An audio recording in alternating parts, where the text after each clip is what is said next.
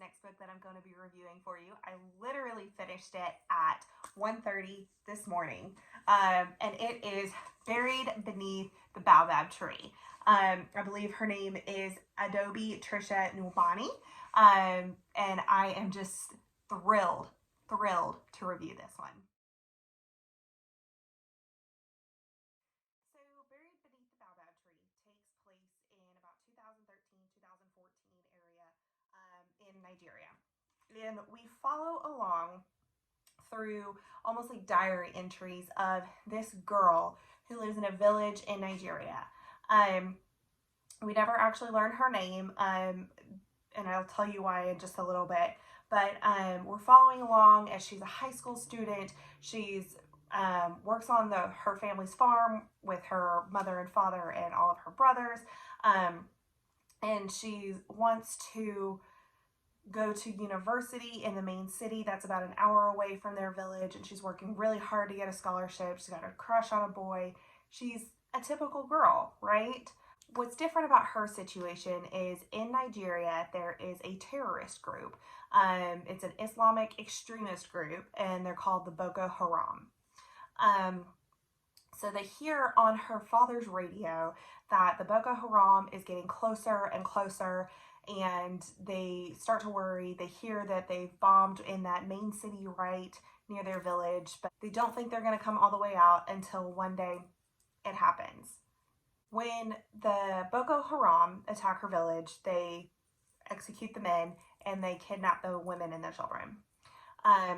So it follows her journey through being captive, being a slave, ended up being married off to one of the warriors of the Boko Haram, follows her wifelyhood to him, and then ultimately the emancipation from slavery from the Boko Haram whenever they are rescued. During her slavery, during her captivity, she's there with one of her best friends from the village. And she's able to at least find some comfort in the fact that she's not alone. She has somebody there that she knows. So there's a couple of friends there. And what's interesting is one of her friends ends up kind of having Stockholm syndrome. She falls in love with her captor. She falls in love with the person that she's married off to. She starts believing these Islamic extremist ideas that they're teaching to the girls on how to be good wives, on supporting your husbands whenever they go off to perform these acts, on understanding why they are doing what they're doing. And that's one of the friends. The other friend was raised Islamic and says, this is not Islam. This is not the way that this is supposed to be. So you kind of go through a couple of extremes there. So what I love about this story is that our author actually went out and did the research and went to Nigeria and interviewed survivors from a Boko Haram raid, where they took in over 250 girls. They captured them. They were taking them back to their slave camp, and there were a few girls who escaped from jumping out the back of a truck. There were a few girls who were emancipated and were saved on a raid of this camp.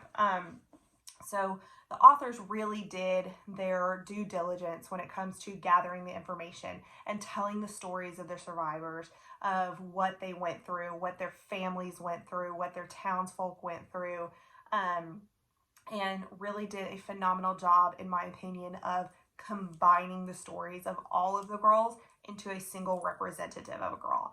And that's why we don't have a name on the girl that is pictured as the main character within the book, because it's a combination of the stories of all of the women that went through this. So Buried Beneath the Baobab Tree, again, I give this a 10 out of 10. It really is kind of a culture shock, I think, to, like I said before, I live in Texas.